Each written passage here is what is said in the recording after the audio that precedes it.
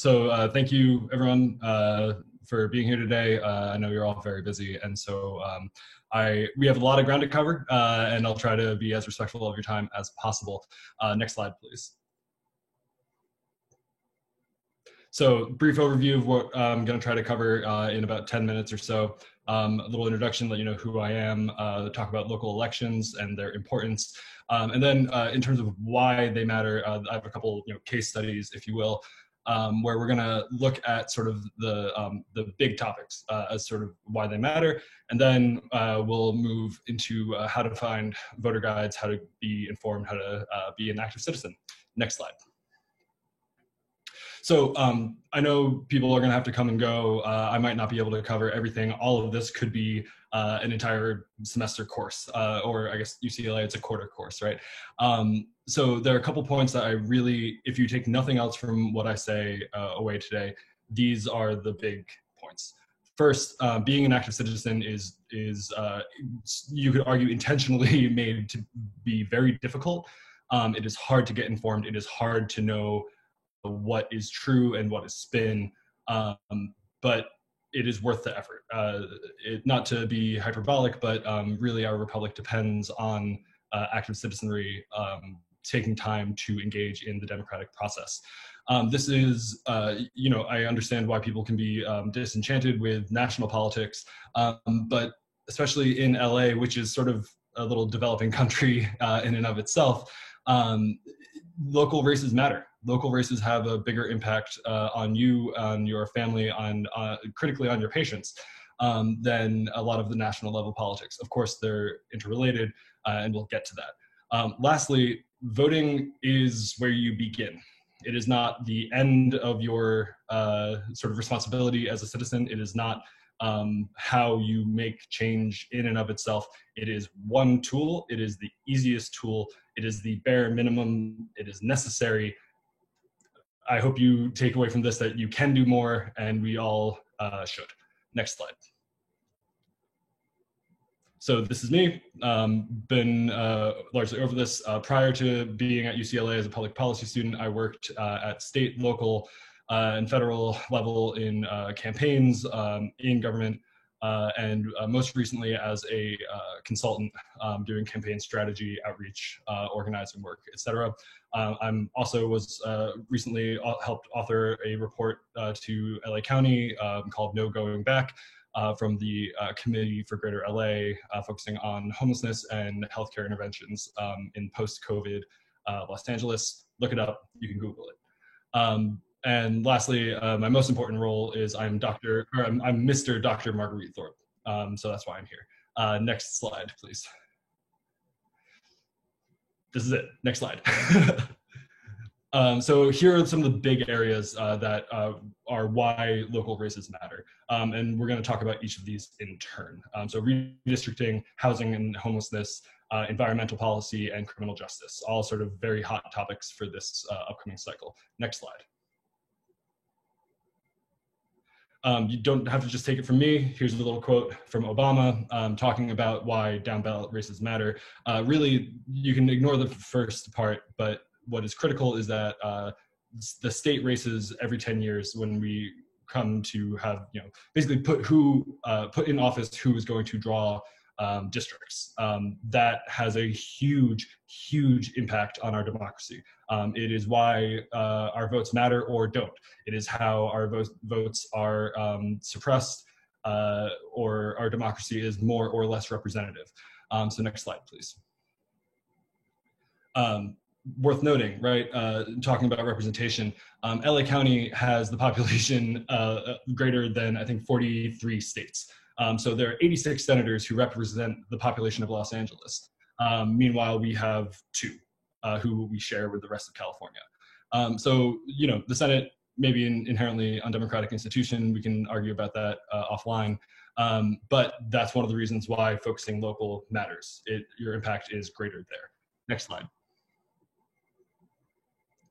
So here are examples of gerrymandering. You're all intelligent people, you're all doctors, so you know what this is. This is its effects. Here's some egregious examples of gerrymandering. Next slide. So this is a point that I think is actually worth taking a second on.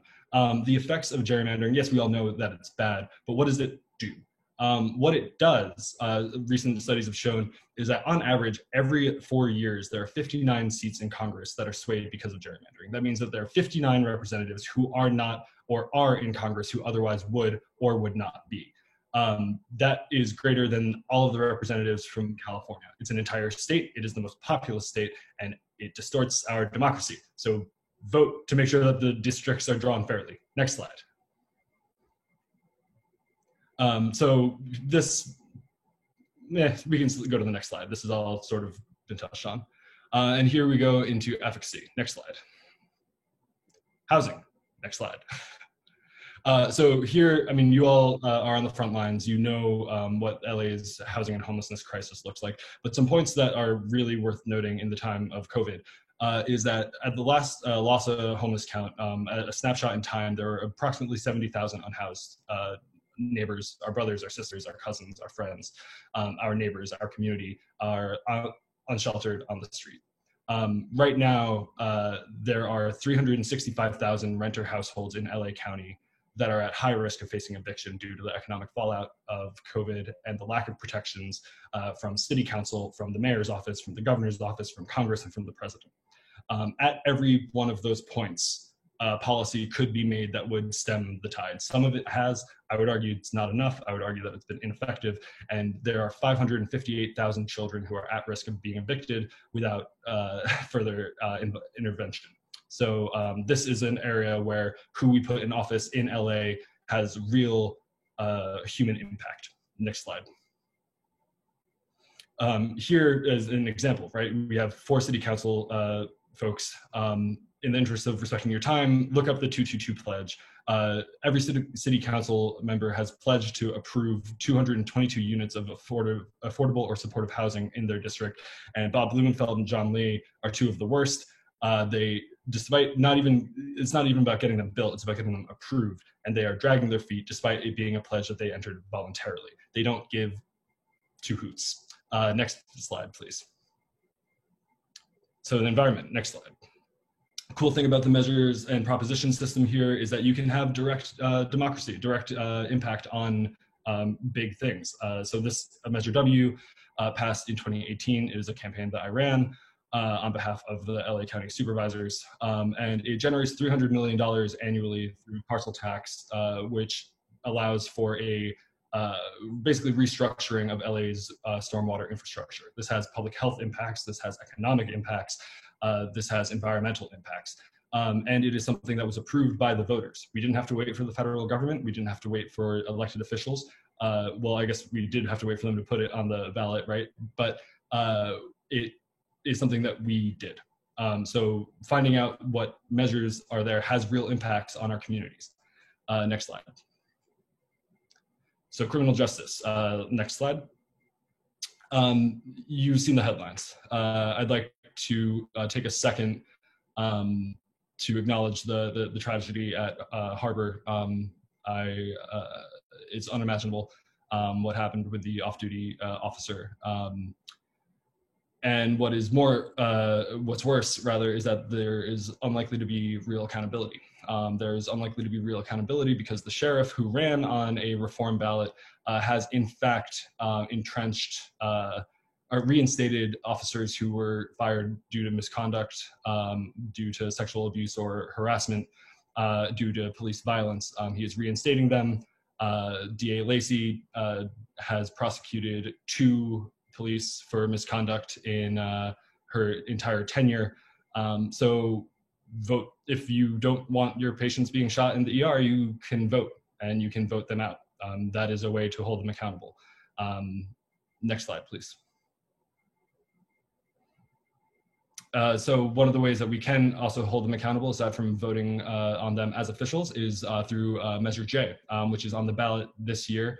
I urge you all to vote yes. I'm not going to be able to get into all the many reasons why we should vote yes, but it is essentially a reallocation of funds to fund services instead of incarceration, services instead of punishment. It is funding mental health care instead of sending people who are struggling with illness into the criminal justice system, where the effects sort of get, it's a vicious cycle, if you will. So read up on Measure J. It is really, really, really important, and it is a great opportunity for us to be the change, so to speak.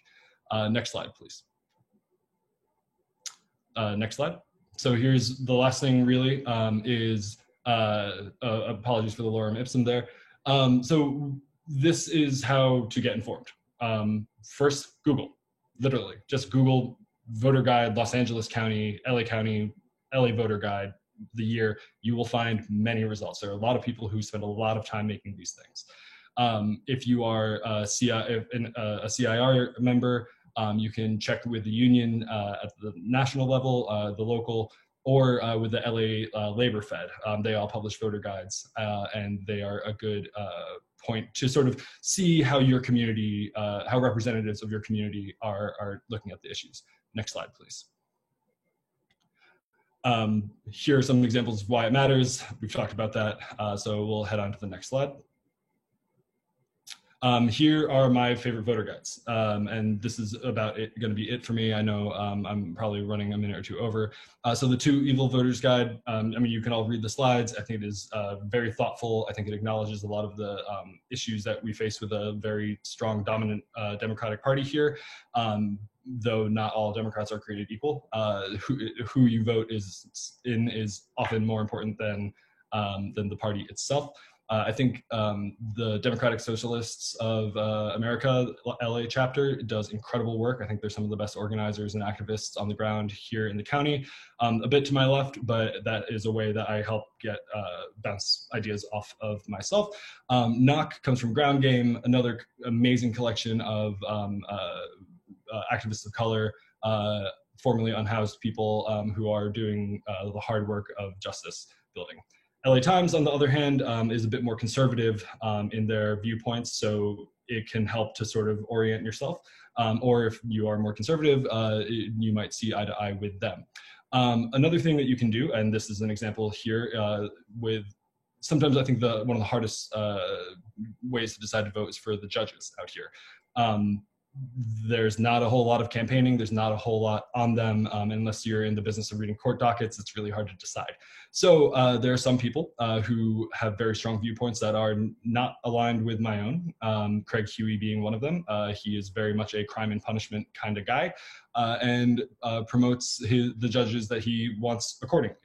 So I usually use him as how I'm not going to vote. Similarly, we touched on the Labor Fed. So there's, I think, one last slide, I believe. Yes, so again, voting is an entry point. It is not the end all be all. It is a key first step. And it's not just about you voting. It's not just your vote. It is talking to your people, especially if you have family in other places. If you have family in Pennsylvania, if you have family in Georgia, if you have family in Illinois, wherever, don't just vote. Talk to your friends and your family and see what their plan to vote is. It's just, oh yeah, I'm gonna vote. When? How? Where? Who's taking you? How are you getting there?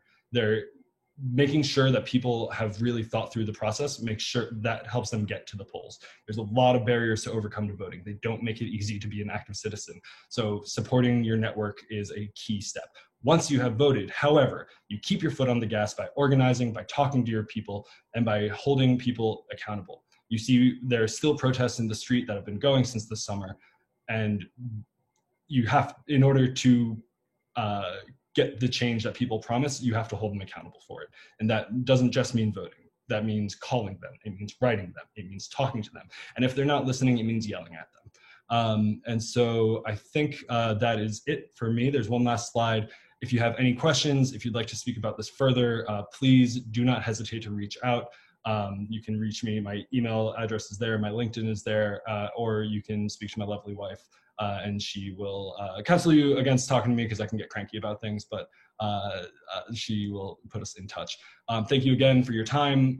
Thank you, Abby, for organizing this. Big shout out to Alina, who is not here. Thank you, Evan, and I wish you all well. Get to the polls. Thank you so much, Dan.